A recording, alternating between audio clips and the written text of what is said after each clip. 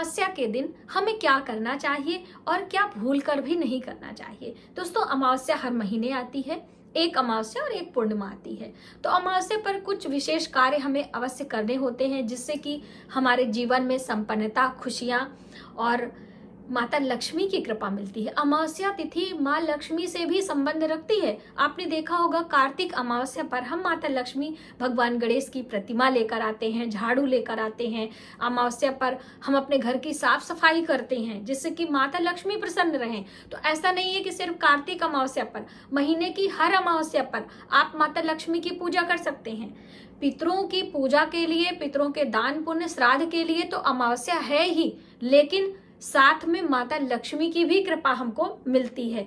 और ये जो वैशाख मास की अमावस्या है, ये हमें कब मान्य करना है, बहुत ज्यादा कंफ्यूजन है। वैसे मैंने इसके लिए एक वीडियो ऑलरेडी आपको दी है।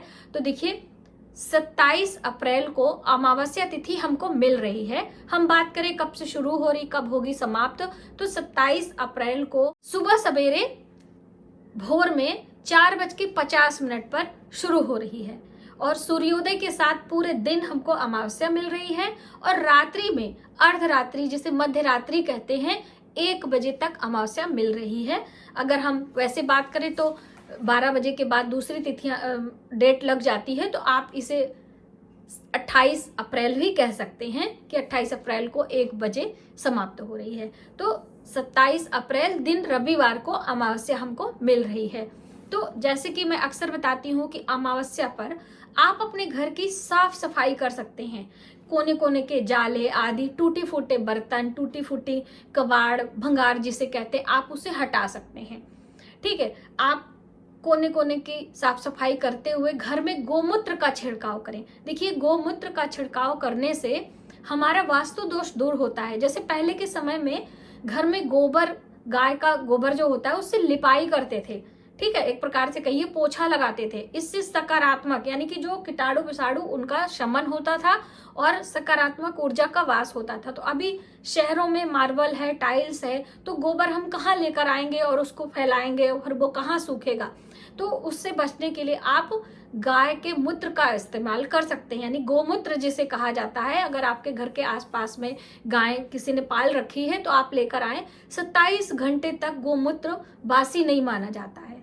वैसे तो मार्केट में फिल्टर करके मिलता है, रामदेव बापू के पतंजलि में, वो भी आप ला सकते हो।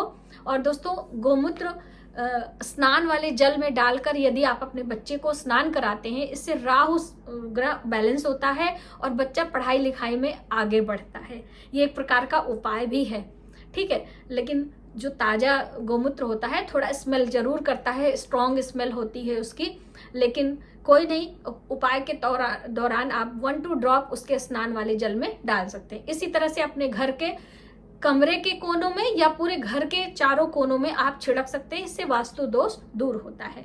दो चीजें आपकी क्लियर हो गई। तीसरी अहम बात होती है झाड़ू के लिए। बहुत सारी बहनें पूछ रही थी कि दीदी आप थोड़ा सा झाड़ू के बारे में भी बताएं। वैसे मैंने झाड़ू के लिए कई वीडियो शॉर्ट और लॉन्ग आपको दी है। जो नए लोग आते हैं वो नहीं ढूंढ पाते हैं, आप लोग ट्राई भी नहीं करना चाहते हैं। तो देखिए, झाड़ू लाने के लिए कृष्ण पक्ष की तिथि जो होती है, चाहे हम बात करें त्रयोदशी की और चाहे अमावस्या, कृष्ण पक्ष में झाड़ू लाने की बात कही गई है। तो आप अमावस्या और एक दिन पहले भी त्रयोदशी से ही झाड़ू ला सकते हैं। और टूटी हुई झाड़ुआं, जैसे कि आपके घर में पहले से झाड़ू है और वो खराब हो गई है, टूट गई है, बिखर गई है, छोटी हो गई, घिस गई है, तो उसे आप फेंक भी सकते हैं। ऐसा नहीं कि हम नई झाड़ू अमावस्या पर ला रहे हैं तो पुरानी फेंक नहीं सकते हैं। जितनी भी आपकी पुरानी घर की टूटी फूटी चीजें हैं, कितना भी वो माँ लक्ष्मी से संबंध रख रही हैं, जैसे हम बात करें चकला बेलन रसोई में इस्तेमाल करते हैं, लकड़ी का होता है, उससे भी माँ लक्ष्मी का संबंध जोड़कर देखा जाता है, अन्नपूर्णा का संबंध होता है। तवे की हम बात करें, जो लोहे का तवा होता है, तवा भी घर में लोग रखते हैं, तो वो भी कभी कभी घिस जाता है, टूट जाता है।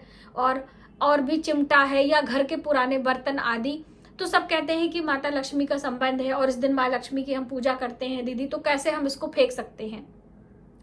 तो मैं आपको बता दूं कि टूटी हुई किसी भी चीजों में माँ लक्ष्मी का वास नहीं होता है। जो पुरानी है, फट गई है, बेकार चीजों में माँ लक्ष्मी का वास नहीं होता है।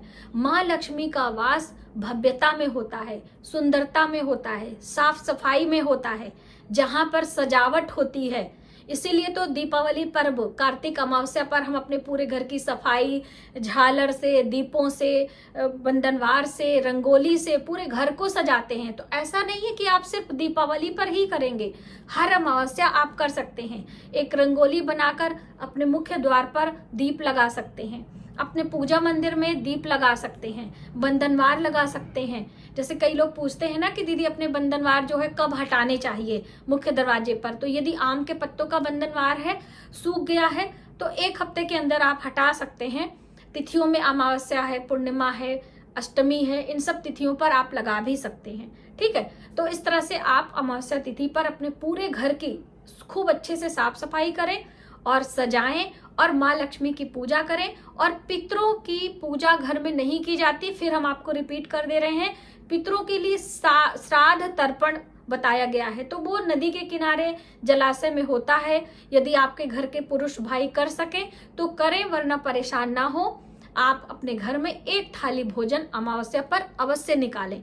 देखिए, पका हुआ भोजन में भी कई बहनें पूछने लगती हैं कि दीदी क्या क्या निकालें, तो अमावस्या पर खीर बनाना बहुत अच्छा होता है। तो यदि आप भाई बना सके, आपके घर में इतना सामर्थ्य और आप इतना समय दे सकती हैं, तो बिल्कुल आप अमावस्या पर खीर बनाएं और साफ सफाई से बनाएं और उस खीर का भोग आप अपनी पूजा मंदिर में लगाएं और थोड़ा खीर गौ माता को भी खिलाएं ठंडा करके। चावल की खीर हो, साबूदाने की खीर हो, दोनों में से कोई भी हो आप बना सकते हो। और खीर में हरी इलायची जरूर डालिएगा। ठीक है, दूध, चीनी और चावल और हरी इलायची, बाकी ड्राई फ्रूट्स आप अपने स्वाद के लिए डालें ना डालें एक अलग बात है। और जब भी बन जाए तो पहले उसको ठंडा करके माता लक्ष्मी को भोग लगा दें। कुछ हिस्सा गौ माता के लिए निकाल दें, क्योंकि गौ माता 33 कोटि देवी देवताओं का वास होता है।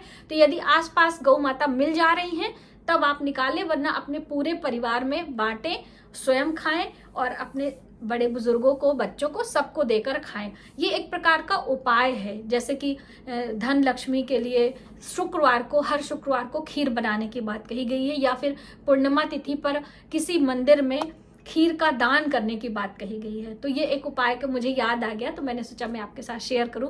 दोस्तों, बहुत सारी बातें समय पर याद नहीं आती हैं और बहुत ज़्यादा हम उसको डेटा बना कर रख नहीं पाते हैं कि हमें यही यही बोलना है, क्योंकि जो प्रैक्टिकल हमारा होता है, जो हम अपने जीवन में करते हैं, वही चीज़ें हम आपके साथ ज़्यादातर शेयर करते हैं।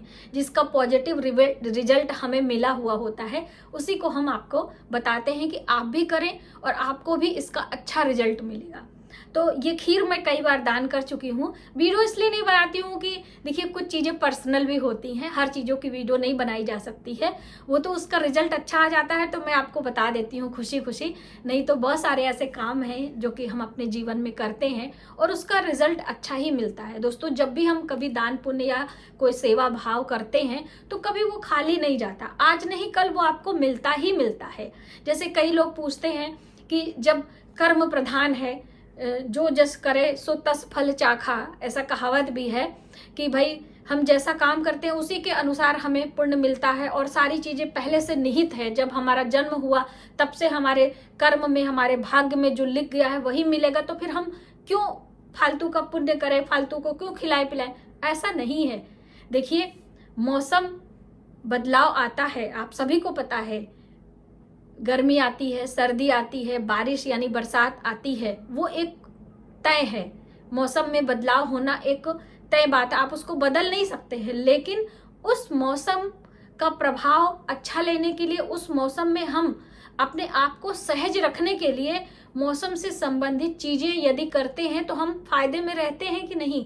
अब ठंडी पड़ रही है, आप स्वेटर पहन लेते हैं, सॉक्स पहन लेते हैं, ग्लव्स लगा लेते हैं, तो आपको ठंडी से राहत मिलती है ना। ठंडी आना नहीं बंद होती, लेकिन ठंडी से आपको राहत मिलती है।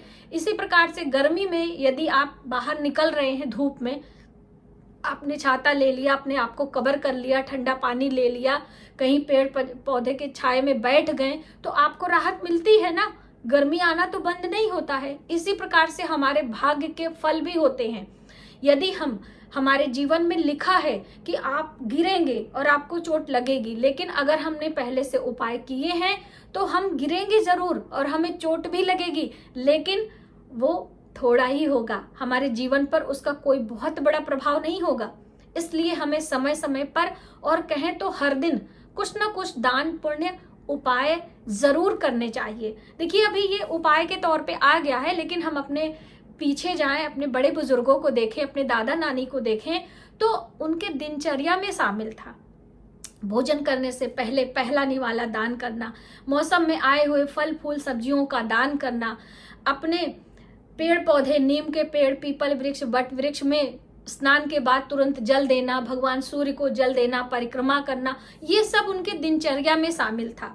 देखिए आज से 30 साल पहले की हम बात करें तो ज्यादातर घरों में मंदिर नहीं हुआ करते थे। गांव देहात में एक मंदिर चौराहे पर बन जाता था, शिवालय स्पेशली, और उसी में पूरा गांव पूजा करता था। किसी बहन बेटी का ब्याह होता था, बहू आती थी तो जो कुल देवी का मंदिर होता था, लोग वहां पर जाकर भोज भंडारा करते थे, वहीं पर सारा काम करते थे।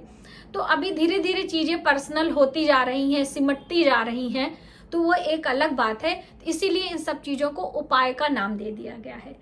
तो दोस्तों आपको अमावस्या पर एक थाली भोजन और दीपक का दान, तो देखिए दीपक का दान आप कहीं भी कर सकते हैं, मंदिर में, पीपल वृक्ष नीचे, किसी भी देव वृक्ष के नीचे, मुख्य दरवाजे पर, कहीं भी अंधेरे में प्रकाश का दान करेंगे तो आपके जीवन में प्रकाश ही आएगा। और माता लक्ष्मी की पूजा करना ना भूलें। तो मुझे उम्मीद है कि अमावस्या पर क्या करें क्या ना करें आपको सभी बातें समझ में आ गई होंगी और आप इस तरह से हर अमावस्या पर कुछ ना कुछ करके माता लक्ष्मी और अपने पितरों की कृपा प्राप्त कर सकते हैं। आज की वीडियो में बस इतना ही। यदि हमारी जानकारी थोड़ी सी भी हेल्पफुल लगे तो प्लीज वीडियो को शेयर किया करें। जय माता दी।